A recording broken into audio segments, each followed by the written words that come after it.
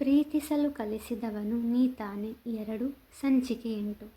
ಪ್ರದ್ಯುತ್ ಕೆಳಗೆ ಬಂದಾಗ ಸ್ಥೈರ್ಯ ಆಗಷ್ಟೇ ತನ್ನ ಸ್ಕೂಟಿಯನ್ನು ಮುಂದಕ್ಕೆ ಚಲಾಯಿಸಿದಳು. ಅವನು ತಡ ಮಾಡದೆ ತನ್ನ ಬೈಕ್ನಲ್ಲಿ ಅವಳನ್ನು ಹಿಂಬಾಲಿಸಿದರೆ ಅವನ ಗೆಳೆಯರು ತಮ್ಮ ತಮ್ಮ ಬೈಕಿನಲ್ಲಿ ಅವನ ಹಿಂದೆಯೇ ಹೋದರು. ಸ್ವಲ್ಪ ದೂರ ತಲುಪಿದ್ದಳು ಅವಳು. ಅಷ್ಟರಲ್ಲಿ ಅವಳ ಸ್ಕೂಟಿಗೆ ಅಡ್ಡಲಾಗಿ ತನ್ನ ಬೈಕ್ನ ನಿಲ್ಲಿಸಿದ ಪ್ರದ್ಯುತ್. ಹೇ, ಯಾರೋ ನೀನು ಎಂದು ಭಯವಿಲ್ಲದೆ ಧೈರ್ಯದಿಂದ ಕೇಳಿದವಳ ಮುಂದೆ ಬಂದು ನಿಂತವ ತನ್ನ ಹೆಲ್ಮೆಟ್ ತೆಗೆದಾಗ ಪ್ರದ್ಯುತ್ನ ಕಂಡವಳಿಗೆ ಭಯವಾಗಲಿಲ್ಲ. ಅವನಿಗೆ ಅವಳ ಕಣ್ಗಳು ಮಾತ್ರವೇ ಕಾಣುತ್ತಿತ್ತು. ಹೆಲ್ಮೆಟ್ ತೆಗಿ ಎಂದು ಜೋರು ಮಾಡಿದನವ. ಅಷ್ಟರಲ್ಲಾಗಲೇ ಅವನ ಸ್ನೇಹಿತರು ಅಲ್ಲಿಗೆ ತಲುಪಿದರು. ಪ್ರದು, ಜಗಳ ಬೇಡ ಕಣೋ, ಬಾ ಹೋಗೋಣ ಎಂದ ರಿಷಬ್. ನೋ ರಿಷ್, ಮೊದಲು ಈ ಹುಡುಗಿ ಜೊತೆ ಮಾತಾಡಬೇಕು ನಾನು ಎಂದವ ಅವಳ ಕಡೆಗೆ ನೋಟ ಹರಿಸಿದ. ದಿಟ್ಟತನದಿಂದ ತನ್ನನ್ನೇ ನೋಡುವ ಆ ಕಣ್ಗಳು ಅವನನ್ನು ಸೆಳೆದವು. ಹೆಲ್ಮೆಟ್ ತೆಗಿ ಎಂದು ಚೀರಿದ. ಹೆಲ್ಮೆಟ್ ತೆಗೆದವಳೆ ಅವನ ಮುಂದೆ ಬಂದು ನಿಂತಳು. ಈಗ ಅಲ್ಲಿದ್ದವರಿಗೆಲ್ಲ ಅಚ್ಚರಿ. ಸ್ವಲ್ಪ ಹೊತ್ತಿಗೂ ಮೊದಲು ನಾವು ಕೆಫೆಯಲ್ಲಿ ನೋಡಿದ ಹುಡುಗಿ ಇವಳೇನಾ ಎಂದು. ಕೆಫೆಯ ಸಮವಸ್ತ್ರ ತೊಟ್ಟು ಮೃದುವಾಗಿ ಮಾತನಾಡಿಸುತ್ತಾ ನಿಂತ ಹುಡುಗಿಗೂ ಬ್ಲ್ಯಾಕ್ ಟೀ ಶರ್ಟ್ ಹಾಗೂ ಬ್ಲೂ ಜೀನ್ಸ್ ಧರಿಸಿ ಕೂದಲನ್ನು ಹರಲು ಬಿಟ್ಟ ಈ ಹುಡುಗಿಗೂ ಅಜಗಜಾಂತರ ವ್ಯತ್ಯಾಸ. ಸ್ವಲ್ಪ ಹೊತ್ತಿಗೂ ಮೊದಲು ತನ್ನ ಬಳಿ ಕ್ಷಮೆ ಕೇಳಿ ಅತ್ತ ಹುಡುಗಿ ಇವಳೇನಾ ಎಂಬ ಅನುಮಾನ ಪ್ರದ್ಯುತ್ಗೂ ಬಂದಿತ್ತು. ಕೋಪದಿಂದ ಅವನನ್ನೇ ಸುಡುವಂತೆ ನೋಡಿದವಳು, ಏನು ಬೇಕು ನಿನಗೆ? ಏನು ನಿನ್ನ ಪ್ರಾಬ್ಲಮ್ ಎಂದು ಕೇಳಿದಳು. ನಿಮಿತ್, ಇದು ಕೆಫೆಯಲ್ಲಿ ಕೆಲಸ ಮಾಡುವ ಹುಡುಗಿನೇನಾ ಎಂದು ಅಚ್ಚರಿಯಿಂದ ಕೇಳಿದ ಪಾರ್ಥ್ಗೆ, ನನಗೂ ಅದೇ ಅನುಮಾನ ಕಣು. ಆಗ ಗೆಳಿತರ ಇದ್ಲು, ಈಗ ಗಿಡುಗಂತರ ಆಡ್ತಿದ್ದಾಳೆ ಎಂದ ನಿಮಿತ್. ಏನೇ ನನಗೆ ಎದುರಾಗಿ ಮಾತಾಡ್ತೀಯಾ ಎಂದವ 2 ಹೆಜ್ಜೆ ಮುಂದಿಟ್ಟರೆ. ನಡು ರೋಡಲ್ಲಿ ನನ್ನ ಸ್ಕೂಟಿಗೆ ಅಡ್ಡ ಬಂದು ಹೀಗೆ ಸೀನ್ ಕ್ರಿಯೇಟ್ ಮಾಡ್ತಿದೆಯಲ್ಲ, ನಿನಗೆ ಎದುರು ಮಾತಾಡದೆ ಆರತಿ ಮಾಡಬೇಕಾ ಎಂದಳು. ಅಲ್ಲ, ಆಗಲೇ ನನ್ನ ಹತ್ರ ಸಾರಿ ಕೇಳಿ ಅಳ್ತಾ ಇದ್ದ ಹುಡುಗಿ ನೀನೇನಾ? ನಿಜ ಹೇಳು, ನೀನೇ ತಾನೇ ನನ್ನನ್ನು ವಾಶ್ರೂಮಲ್ಲಿ ಲಾಕ್ ಮಾಡಿದ್ದು ಎಂದು ಅನುಮಾನದಿಂದ ಕೇಳಿದವನಿಗೆ, ಹೌದು ನಾನೇ. ಆ್ಯಂಡ್ ಆವಾಗ ನಾನು ಹತ್ತಿದ್ದು ಬರೀ ನಾಟಕ. ಅಲ್ಲಿ ಸೀನ್ ಕ್ರಿಯೇಟ್ ಮಾಡೋದು ನನಗೆ ಇಷ್ಟ ಇರಲಿಲ್ಲ. ನೀನೇನು ಅಂದ್ಕೊಂಡಿದ್ಯಾ? ಅಲ್ಲ, ಬೈ ಮಿಸ್ಟೇಕಾಗಿ ಕೋಲ್ಡ್ ಕಾಫಿ ನಿನ್ನ ಮೇಲೆ ಬಿತ್ತು, ಅದಕ್ಕೆ ಹಾಗೆ ರಿಯಾಕ್ಟ್ ಮಾಡೋದು. ನಿಮ್ಮ ಮನೆ ಕೆಲಸದವರನ್ನು ಟ್ರೀಟ್ ಮಾಡೋ ಥರ ಹೊರಗಡೆ ಕೆಲಸ ಮಾಡೋರನ್ನು ಟ್ರೀಟ್ ಮಾಡಬೇಡ ಎಂದಳು. ಜಾಸ್ತಿ ಮಾತಾಡ್ತಿದ್ಯಾ? ಹೌದು ಕಣು, ನಾನು ಹೀಗೆ ಮಾತಾಡೋದು. ಅದಕ್ಕೇನಿವಾಗ? ನಿನಗೆ ಎದುರು ಥರ ಕೊಟ್ಟರೆ ಕೋಪ ಬರುತ್ತೆ, ಈ ಕೋತಿಗಳ ಮುಂದೆ ಅವಮಾನ ಆಗುತ್ತೆ ಅಲ್ವಾ ಎಂದಳು ಅವನ ಸ್ನೇಹಿತರನ್ನು ತೋರಿಸಿ. ನೀನು ಅಷ್ಟು ಕಸ್ಟಮರ್ಸ್ ಮುಂದೆ ನಂಗೆ ಬೈದಾಗ ನನಗೂ ಅವಮಾನ ಆಗಲ್ವಾ? ಅಷ್ಟಕ್ಕೆ ಅಳ್ತಾ ಕೂರೋ ಹುಡುಗಿ ನಾನಲ್ಲ. ಆದರೆ ನನ್ನ ಜಾಗದಲ್ಲಿ ಬೇರೆ ಯಾರೇ ಆಗಿದ್ರು ಅವರಿಗೆ ತುಂಬ ಹರ್ಟ್ ಆಗ್ತಿತ್ತು. ಸಪ್ಲೈಯರ್ಸ್, ಕ್ಲೀನರ್ ಅಂದರೆ ಅಸಡೆ ಮಾಡ್ತಿರಲ್ವಾ, ಅವರಿಗೂ ಸ್ವಾಭಿಮಾನವಿದೆ, ಮುಂದೆ ಬರಬೇಕು ಅನ್ನೋ ಛಲವಿದೆ. ಯಾವುದೇ ಈಗೋ ಇಲ್ಲದೆ ಆ ಕೆಲಸ ಮಾಡ್ತಿದ್ದಾರೆ ಅಂದರೆ ಅವರ ಮನೆಯ ಪರಿಸ್ಥಿತಿ ಹೇಗಿರಬಹುದು ಅಂತ ಯೋಚನೆ ಮಾಡಿದೀಯಾ? ಇಲ್ಲ, ಖಂಡಿತ ಯೋಚನೆ ಮಾಡಿರಲ್ಲ. ಅಪ್ಪ ಮಾಡಿಟ್ಟ ದುಡ್ಡಲ್ಲಿ ಮಜಾ ಮಾಡೋ ನಿಮಗೆಲ್ಲ ಸ್ವಂತ ದುಡಿಮೆಯಲ್ಲಿ ಜೀವನ ಸಾಗಿಸೋರ ಬೆಲೆ ಗೊತ್ತಾಗಲ್ಲ. ಎಲ್ಲ ಕೆಲಸಕ್ಕೂ ಅದರದೇ ಆದ ಗೌರವವಿದೆ. ಇಲ್ಲಿ ಯಾರೂ ಮೇಲೂ ಅಲ್ಲ ಕೀಳೂ ಅಲ್ಲ ಎಂದವಳೆ ಅವನ ಸ್ನೇಹಿತರ ಬಳಿ ಬಂದು, ಒಂದು ಹುಡುಗಿ ಸಪ್ಲೈಯರ್ ಕೆಲಸಕ್ಕೆ ಸೇರಿದ್ದಾಳೆ ಅಂದರೆ ಅವಳ ಮನೆಯ ಪರಿಸ್ಥಿತಿ ಹೇಗಿರಬಹುದು ಎಂದು ಒಮ್ಮೆ ಯೋಚನೆ ಮಾಡಿ. ಜೊಲ್ಸುರಿಸ್ಕೊಂಡು ಅವಳನ್ನು ನೋಡೋ ಬದಲು ಅವಳ ಸ್ವಾಭಿಮಾನಕ್ಕೆ ಗೌರವ ಕೊಡಿ. ನಿಮ್ಮನೆಯಲ್ಲೂ ಹೆಣ್ಮಕ್ಳಿದ್ದಾರಲ್ವಾ ಎಂದಳು. ಅವರೆಲ್ಲರೂ ತಲೆ ತಗ್ಗಿಸಿದ್ದಾರೆ. ಪ್ರದ್ಯುತ್ ಬಳಿ ಬಂದವಳು, ನಿನ್ನನ್ನು ವಾಶ್ರೂಮಲ್ಲಿ ಲಾಕ್ ಮಾಡಿದ್ದು ನಾನೇ. I am sorry. ಇನ್ಮುಂದೆ ಯಾರ ಹತ್ರನೂ ಆ ಥರ ಬಿಹೇವ್ ಮಾಡಬೇಡ.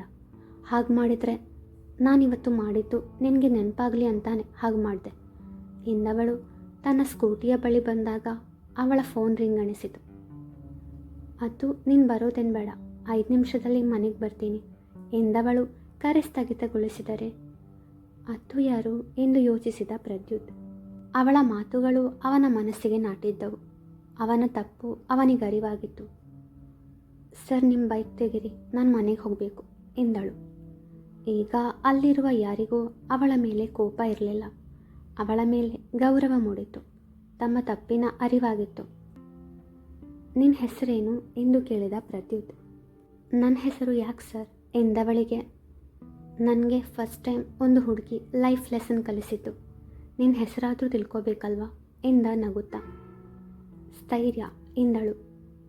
ನಿನ್ನ ಹೆಸರಲ್ಲಿರೋ ಸ್ಥೈರ್ಯ ನಿನ್ನ ಸ್ವಭಾವದಲ್ಲೂ ಇದೆ. ಐ ಲೈಕ್ ಇಟ್ ಎಂದವ ತನ್ನ ಬೈಕನ್ನು ಬದಿಯಲ್ಲಿ ನಿಲ್ಲಿಸಿದ. ಅವಳು ಮನೆಯ ದಾರಿ ಹಿಡಿದರೆ ಅವಳು ಹೋದತ್ತಲೇ ನೋಡಿ, ಯು ಆರ್ ಜಸ್ಟ್ ಅಮೇಝಿಂಗ್ ಸ್ಥೈರ್ಯ. ಹುಡುಗಿ ಅಂದರೆ ನೀನು ಹಾಗೆ ಇರಬೇಕು ಎಂದು ಮನದಲ್ಲೇ ಮೆಚ್ಚುಗೆ ವ್ಯಕ್ತಪಡಿಸಿದ. ಪ್ರದು ಎಂದ ರಿಷಬ್. ಹಾಂ ರಿಷ್, ಮನೆಗೆ ಹೋಗೋಣವಾ ಎಂದಾಗ ಸರಿ ಎಂದವ ಬೈಕ್ ಚಲಾಯಿಸಿದ. ಪ್ರದ್ಯುತ್ ತನ್ನ ಗೆಳೆಯರ ಜೊತೆ ಮೈಸೂರು ಸುತ್ತಾಡಲು ಬಂದಿದ್ದ. ಅವನು ಬೆಂಗಳೂರಿನವನು. ಹಾಗೆ ಮರಳಿ ಊರಿಗೆ ಹೋಗುವ ಮುನ್ನ ಏನಾದರೂ ಜ್ಯೂಸ್ ಕುಡಿಯೋಣ ಎಂದೆನಿಸಿ ಸ್ಥೈರ್ಯ ಕೆಲಸ ಮಾಡುವ ಕೆಫೆಗೆ ಬಂದಿದ್ದ. ಈಗ ಬೆಂಗಳೂರಿಗೆ ಮರಳಿದವನ ಮನಸ್ಸಲ್ಲಿ ಸ್ಥೈರ್ಯ ಅದಾಗಲೇ ಸ್ಥಾನ ಪಡೆದಿದ್ದಳು. ಮುಂದೆ ಇವರ ಭೇಟಿಯಾಗುವುದೋ ಗೊತ್ತಿಲ್ಲ. ಆ ವಿಧಿಯಾಟ ಏನಿದೆಯೋ ಬಲ್ಲವರಾರು. ಅಜ್ಜಿ, ನಾನು ತೀಕ್ಷಾ ಎಂದ ತೀಕ್ಷಾ ಶಶಿಕಲಾರವರ ಜೊತೆ ಮೊಬೈಲ್ನಲ್ಲಿ ಮಾತನಾಡುತ್ತಿದ್ದಳು. ಹೇಗಿದೆಯಾ ಪುಟ್ಟ? ನಾನು ಚೆನ್ನಾಗಿಲ್ಲ ಅಜ್ಜಿ. ನಿನ್ನ ಚಿಕ್ಕ ಮೊಮ್ಮಗಳು ನನ್ನನ್ನು ನೆಮ್ಮದಿಯಾಗಿರೋಕ್ಕೆ ಬಿಡೋದಿಲ್ಲ ಅಂತ ಅನಿಸುತ್ತೆ ಎಂದಳು ಬೇಸರದಲ್ಲಿ. ಸ್ಥೈರ್ಯಳ ಕೃಪೆಯಿಂದ ಲಕ್ಷ್ಮಿಯವರು ಅವಳಲ್ಲಿ ಮುನಿಸಿಕೊಂಡಿದ್ದಾರಲ್ಲ, ಮತ್ತೆ ಅವಳು ಹೇಗೆ ಖುಷಿಯಾಗಿರುವಳು? ಏನಾಯಿತು ಪುಟ್ಟಿ ಎಂದು ಪ್ರೀತಿಯಿಂದ ಕೇಳಿದವರಿಗೂ ಗೊತ್ತು. ನಿನ್ನೆ ಸ್ಥೈರ್ಯ ಲಕ್ಷ್ಮಿಯವರಿಗೆ ದೀಕ್ಷಾ ಬಗ್ಗೆ ಹೇಳಿದ್ದು ಕೇಳಿ ಲಕ್ಷ್ಮಿಯವರು ಅವಳಲ್ಲಿ ಮುನಿಸಿಕೊಂಡಿದ್ದಾರೆಂದು. ಅಜ್ಜಿ, ನಾನು ಬೇಕು ಅಂತ ಸ್ಥೈರ್ಯಳನ್ನು ಅಲ್ಲೇ ಬಿಟ್ಟು ಬಂದೆ ಅಂತೆ. ಏನೇನೋ ಸುಳ್ಳು ಕತೆ ಕಟ್ಟಿ ಅಜ್ಜಿಗೆ ಹೇಳಿದಾಳೆ. ಅಜ್ಜಿ ನನ್ನ ಜೊತೆ ಮಾತಾಡ್ತಾನೇ ಇಲ್ಲ. ಹೇಗೆ ಆದರೆ ನಾನೊಬ್ಬಳೇ ಎಲ್ಲಿಗಾದರೂ ಹೊರಟು ಹೋಗ್ತೀನಿ ಎಂದು ಅತ್ತಳು. ಲಕ್ಷ್ಮಿಗೆ ಫೋನ್ ಕೊಡು ಎಂದರು ಶಶಿಕಲಾರವರು. ಸರಿ ಅಜ್ಜಿ ಎಂದವಳು ಲಕ್ಷ್ಮಿಯವರ ಬಳಿಗೆ ಹೋಗಿ, ಅಜ್ಜಿ ನಿನ್ನ ಹತ್ರ ಮಾತಾಡಬೇಕಂತೆ, ತಗೋ ಎಂದವಳೆ ಮೊಬೈಲ್ ಅವರ ಕೈಯಲ್ಲಿಟ್ಟು ಅಲ್ಲಿಂದ ಹೊರಟಳು. ಹಲೋ ಅತ್ತಿಗೆ ಎಂದವರು ಅವರ ಕ್ಷೇಮವನ್ನು ವಿಚಾರಿಸಿದ ಬಳಿಕ ಶಶಿಕಲಾರವರು, ಲಚ್ಚಿ, ನಿನ್ನೆ ಸ್ಥೈರ್ಯ ನಿನ್ನ ಜೊತೆ ಮಾತಾಡ್ತಿದ್ದಾಗ ನಾನು ಅವಳ ಹತ್ರನೇ ಇದ್ದೆ. ನೀನು ಅವಳ ಹತ್ರ ಕೋಪ ಮಾಡ್ಕೊಳ್ತೀಯೋ ಅಂತ ಅವಳು ನಿನ್ನೆ ನಿನಗೆ ಸುಳ್ಳು ಹೇಳಿತು. ದೀಕ್ಷಾಳ ತಪ್ಪೇನೂ ಇಲ್ಲ ಎಂದವರು ನಿಜವನ್ನು ಅರುಹಿದರು. ಹೌದಾ ಅದಕ್ಕೆ? ಪಾಪ ದೀಕ್ಷಾ, ನಾನು ಅವಳ ಮೇಲೆ ಕೋಪ ಮಾಡಿಕೊಂಡೆ ಎಂದು ಬೇಸರ ವ್ಯಕ್ತಪಡಿಸಿದವರೇ, ಸ್ಥೈರ್ಯ ಇತ್ತೀಚೆಗೆ ತುಂಬ ಸುಳ್ಳು ಹೇಳ್ತಾಳೆ ಎಂದರು. ತಮಾಷೆಗೆ ಸುಳ್ಳು ಹೇಳ್ತಾಳೆ, ಆದರೆ ಗಂಭೀರವಾದ ವಿಷಯಗಳಿಗೆ ಎಂದು ಸುಳ್ಳು ಹೇಳುವುದಿಲ್ಲ ಅವಳು. ಶುದ್ಧ ತರಲೆ ಅವಳು. ಬಾಯಿ ಮಾತ್ರ ಜೋರು, ಮನಸ್ಸು ಮಗುವಿನಂಥದ್ದು ಎಂದ ಶಶಿಕಲಾರವರು, ಈ ವಿಷಯನ ಇಲ್ಲಿಗೆ ಬಿಟ್ಬಿಡು ಲಚ್ಚಿ. 2 ದಿನ ಕಳೆದು ನಾವೆಲ್ಲರೂ ಊರಿಗೆ ಬರ್ತಿದ್ದೀವಿ ಎಂದರು. ಖುಷಿಯಾದ ಲಕ್ಷ್ಮಿಯವರು, ನಿಜವಾಗ್ಲೂ ಎಂದು ಕೇಳಿದಾಗ, ಹೌದು ಲಚ್ಚಿ ಎಂದವರು ಸ್ವಲ್ಪ ಹೊತ್ತು ಹರಟಿ ಕರೆ ತುಂಡರಿಸಿದರು. ದೀಕ್ಷಾ ಮನೆಯ ವರಾಂಡದಲ್ಲಿ ಕುಳಿತು ಮೇಲೆ ಆಕಾಶವನ್ನು ನೋಡುತ್ತಿದ್ದಳು. ದೀಕ್ಷಾ ಪುಟ್ಟಿ ಎಂದ ಲಕ್ಷ್ಮಿಯವರು, ನಿನ್ನ ಹತ್ರ ಕೋಪ ಮಾಡ್ಕೊಂಡ್ಬಿಟ್ಟೆ ಪುಟ್ಟಿ, ನನ್ನನ್ನು ಕ್ಷಮಿಸು ಎಂದವರು ತಾವೇ ತಮ್ಮ ಕೈಯಾರೆ ಅವಳಿಗೆ ಕೈ ತುತ್ತು ನೀಡಿದರು. ಖುಷಿಯಿಂದಲೇ ಅವರ ಕೈ ತುತ್ತು ಪಡೆದು ಹೊಟ್ಟೆ ತುಂಬಿಸಿಕೊಂಡವಳು ಸ್ಥೈರ್ಯಳಿಗೆ ಕರೆ ಮಾಡಿದಳು. ಸೀನಿಯರ್ ಸಿಡುಕಮ್ಮ, ನನ್ನನ್ನು ಮಿಸ್ ಮಾಡ್ಕೊಳ್ತಿದ್ಯಾ ಎಂದು ಛೇಡಿಸಿದಳು ಸ್ಥೈರ್ಯ. ಜೂನಿಯರ್ ಜರಿ, ನಾನೇನು ನಿನ್ನನ್ನು ಮಿಸ್ ಮಾಡ್ಕೋತಿಲ್ಲ. ಎನಿವೇಸ್, ನಾನು ಕಾಲ್ ಮಾಡಿದ್ದು ಯಾಕಂದರೆ ನಿನ್ನ ಪ್ಲ್ಯಾನ್ ಫ್ಲಾಪ್ ಆಯಿತು ಅಂತ ತಿಳಿಸೋದಕ್ಕೆ. ಅಜ್ಜಿ ನನ್ನ ಜೊತೆ ಮಾತಾಡಿದರು ಎಂದು ಖುಷಿಯಲ್ಲಿ ಹೇಳಿದವಳಿಗೆ, ಸ್ವಲ್ಪ ಹೊತ್ತಾದರೂ ಕೋಪ ಮಾಡ್ಕೊಂಡಿದ್ರಲ್ವಾ, ನನಗಷ್ಟೇ ಸಾಕು. ನನ್ನ ಪ್ಲ್ಯಾನ್ ಫ್ಲಾಪ್ ಆಗೋಕ್ಕೆ ಚಾನ್ಸೇ ಇಲ್ಲ. ಹೋಗಲಿ ಪಾಪ ಅಂತ ಬಿಡ್ತಿದ್ದೀನಿ. ಊಟ ಮಾಡಿದ್ಯಾ?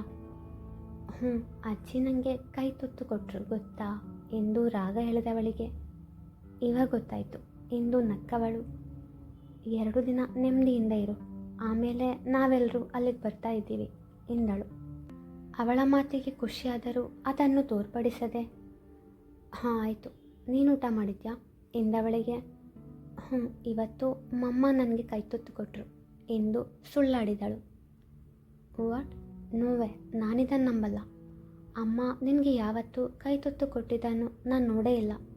ಸುಳ್ಳು ಹೇಳ್ತಿದ್ಯಾ ನೀನು ಎಂದಳು ದೀಕ್ಷಾ. ತುಸು ಅಸಮಾಧಾನವಿತ್ತು ಅವಳ ದನಿಯಲ್ಲೇ. ನಂಬಿದ್ರೆ ನಂಬು, ಇಲ್ಲಾಂದರೆ ಬಿಡು, ನನಗೇನು ಸಮಸ್ಯೆ ಇಲ್ಲ ಎಂದವಳೆ. ನಂಗೆ ತುಂಬ ನಿದ್ದೆ ಬರ್ತಿದೆ, ಗುಡ್ ನೈಟ್ ಎಂದು ಕರೆ ತುಂಡರಿಸಿದಳು. ಮುಂದುವರಿಯುವುದು